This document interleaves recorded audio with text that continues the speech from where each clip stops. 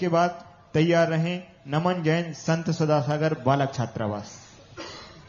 मेरे आराध्य गुरुदेव के चरणों में नमोस्तु नमोस्तु नमोस्तु। निरापद सागर जी मुनि के चरणों में नमोस्तु नमोस्तु। सभी शुल्लक और वर्णी जी और एलक जी के चरणों में इच्छामी इच्छामी।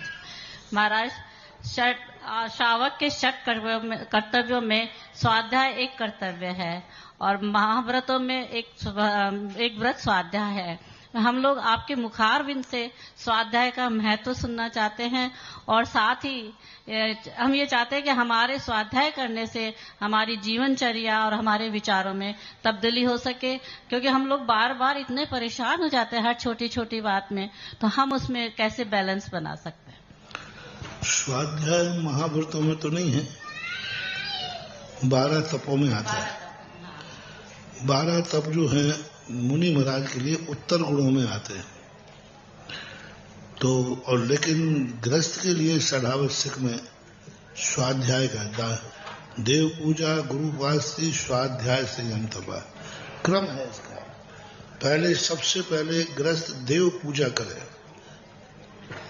फिर यदि गुरुजन है तो गुरु की पूजा करे, उसके बाद फिर स्वाध्याय करे। आजकल लोग क्या कर रहे हैं, मंदिर में पूजा मंदिर में जाते हैं, पूजा नहीं, पाठ नहीं, अभिषेक नहीं, यहां तक कि दर्शन नहीं, सीधे स्वाध्याय गद्दी बैठ जाते हैं। हम तो स्वाध्याय करते हैं, तो ये उद्दंडता है। देव पूजा गुरु उपासना, देव पूजा करो, गुरु की उपासना करो, फिर स्वाध्याय करो। और स्वाध्याय इसलिए करो जिससे हमारे मन में संयम का भाव आए, हमारे मन में जो अनेक प्रकार की इच्छाएं उनका निरोध करने का भाव आए। ऐसा संयम तपा दानम यदि, फिर उसके बाद हमारे जो दान आदि प्रवृत्तियां होती हैं वो बाद में उन्होंने कही है। इसलिए और मुनि महाराज को स्वाध्याय इसलिए है कि मुनि राज का स्वाध्याय 2 प्रकार से होता है, एक जिज्ञासा के समाधान के लिए और एक अपने व्रतों का दृढ़ करने के लिए। जिज्ञासाएं तो उनकी सब खत्म हो चुकी तभी मुनि बने हैं।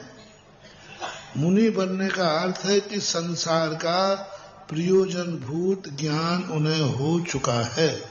अब स्वाध्याय क्यों करना, दृढ़ करने के लिए। अभी पूज्यवर भी सर्वार्थ सिद्धिकार में कहा स्वाध्याय जो है अपने व्रतों को दृढ़ करने के लिए। जो व्रत मैंने लिए हैं ये व्रतों में दृढ़ता आवे, इन व्रतों में हम कभी दोष न लगा पाए, ये व्रत हमारे लिए किसी प्रकार से दोष का कारण नहीं बन जाए, इसलिए साधु स्वाध्याय करता है। आप लोगों को स्वाध्याय करना है व्रत लेने के लिए, और हम लोग स्वाध्याय करते हैं व्रतों को दृढ़ करने के लिए। कितना अंतर आ गया। आप लोग स्वाध्याय करेंगे इसलिए कि स्वाध्याय करने से मुझे त्याग के भाव, व्रत लेने का भाव आवे, और मुनिराज स्वाध्याय करते हैं कि जो मैंने त्याग किया है इस त्याग में अच्छी विशुद्धि बनी रहे, व्रत अच्छी तरह पालन करते रहे। ये दोनों का बहुत अंतर हो रहा है। नानस्य फलम उपेक्षा, ज्ञान हमेशा साधु इसलिए करता है मैंने जो पाना था पा लिया, लेकिन यह मेरा बना रहे, इसमें मेरे विशुद्धि भाव न हो, मेरा मन चंचल ना हो। उसमें दृढ़ करने के लिए, अपने मन को रोकने के लिए, अपने व्रतों में मन रुका रहे, इसलिए साधु स्वाध्याय करता है। और आप लोग, हमारा मन बाहर न जा पाए और हम अपने मन में व्रत आदि ले सकें, इसलिए स्वाध्याय किया जाता है। स्वाध्याय बहुत काम में आता है। स्वाध्याय ज्ञान के बिना सब शून्य है। ज्ञानहीन क्रिया कोई कार्यकारी नहीं होती। वही क्रिया ज्ञान से करता है तो उसका फल अलग मिलता है। इसलिए स्वाध्याय तो हमें निरंतर करना चाहिए। बस जैसे स्वाध्याय में हमारा एक क्रम है। बहुत सारे लोगों ने कहा महाराज जी 12 वर्ष कोर्स में से पुराण निकाल दो, 10 नंबर का है और इतना बड़ा है। नंबर कितने हैं? 10 नंबर। और ग्रंथ कितना है? 400-500 पेज का। तो महाराज जी अरे मैंने आज प्रथमान युग की प्रातः काल जो महत्व बताया महानुभाव, बहुत एकदम मन को आंदोलित करने वाला था। आज जो समय प्रवचन दिया, ग्रस्त के लिए सबसे बड़ी ताकत है प्रथमान योग। उनकी कथाएं पढ़ने से जो हमारे लिए मोटिवेशन मिलता है, आज हमने पूरी एनर्जी बताई। जो व्यक्ति जिस चीज से परेशान है, ढूंढो महापुरुषों में वो कौन व्यक्ति है जो उससे परेशान रहा है और उसके बावजूद उसने धर्म नहीं छोड़ा है। ऐसे पुरुष का ध्यान करो तुम, देखें तुम्हारे मन कैसे आकुल व्याकुल होते हैं। देखो उनको कितनी कितनी प्रतिकूलताएं आई तो भी समाधि मरण पढ़ते हैं। जब समाधि मरण में, पूरे समाधि मरण पाठ में एक भी अच्छे मुनिराज की समाधि हो उसका वर्णन नहीं किया। पूरा एक भी अच्छा है।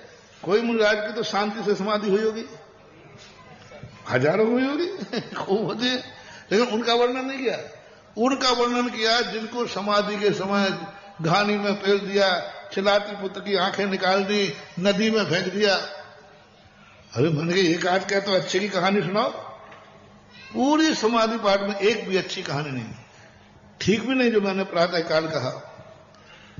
जब अपन ऐसे लोगों के कष्ट सुनते हैं और अंत में कहते हैं देखो ऐसे ऐसे दुख सहन करने वाले हुए हैं, तो तुम रे जी कौन दुख है, मृत्यु महोत्सव। अब बताओ क्या ऐसा दुख तुम्हें है? बोले नहीं है, चुप बैठ, शांति। देखो इतने दुख के बाद भी ये लोगों ने अपना स्वभाव नहीं छोड़ा। तो कष्टवान लोगों के चरित्र पढ़ करके हमें कष्ट सहन करने की शक्ति आती है। बहुत मार्मिक मोटिवेशन है महानुभाव, कभी प्रवचन में देते देते आ जाता है। आज हमने वो शक्ति दी है कि शायद पहले कभी ऐसा, प्रथमान योग की बातें तो खूब कहता हूं, बोधि समाधि कहता हूं, लेकिन आज जो उसकी एनर्जी बताई कि हमें उससे क्यों क्या वर्णन है, क्यों ऐसा करते हैं पुराणों में, तो प्रथमान योग को जरूर पढ़ें और उनकी कथाएं पढ़ें जिनके जीवन में संकट आए हैं, उनकी कथा बनाएं। उन भगवान को आराध्य बनाओ जिनको संकट आए। उन मुनियों का चिंतन करो जिनके ऊपर संकट आए, उन मुनियों का चिंतन करो तो आपको संकट करने की भाव आएगा। हमने कहा था ना, आजकल के प्रमादी लोग जो है ना, भरत चक्रवर्ती का ध्यान करते हैं। जो व्यक्ति भरत चक्रवर्ती का उदाहरण देते हैं उनके कभी मुनि बनने के भाव नहीं होंगे। और मैं यही सोचता हूं, इतना स्वाध्याय करने वाले इन कंजाइस्टों के मुनि बनने के भाव क्यों नहीं होते? क्योंकि भरत चक्रवर्ती का उदाहरण देते हैं। क्योंकि भरत चक्रवर्ती का जब भी तुम ध्यान करोगे तुम्हें संयम का भाव आए नहीं आए। वो क्या कर रहे? देखो कितना भोगा, 6 खंड का राज भोगा, ये भोगा, उसके बावजूद एक अंतर हो तो केवल ज्ञान प्राप्त कर ले, ऐसे हम भी कर लेंगे। अंधे को चौराहे पर मणि मिल गई। एक अंधा चौराहे पर जा रहा था टटोले, उसके हाथ में मणि आ गई तो लोगों में हल्ला हो गया, अरे अंधे को चौराहे में मणि मिल गई। तो सारे आंखों वाले धंधा पानी छोड़कर चौराहे पे बैठ गए, सारा धंधा पानी छोड़ दिया। बोले क्यों? अरे जब अंधे को मणि मिल सकती है तो अपन तो सबने धंधा पानी और छोड़ दिया। ऐसे ही हकदारी न्याय से भरत चक्रवर्ती को सिद्धि हो गई तो सब सोचते हमें भी हो जाएगी, कभी नहीं होंगे। और देखना ये जितने भी मुनि विरोधी होते हैं या मुनियों के प्रति, चारित्र के प्रति, ये भरत चक्रवर्ती का उदाहरण है। भरत घर में बैरागी, एक क्षण बाद में केवल ज्ञान हो गया, क्या करोड़ों वर्षों तक मुनि बनना, इनके भाव नहीं होंगे। और बाहुबली का चरित्र पढ़ लो, हाँ, जिनकी थोड़ी बहुत समस्या जारी होगी उनमें भी ताकत आ जाती है बाहुबली का चरित्र पढ़ने से। एनर्जी है बाहुबली का।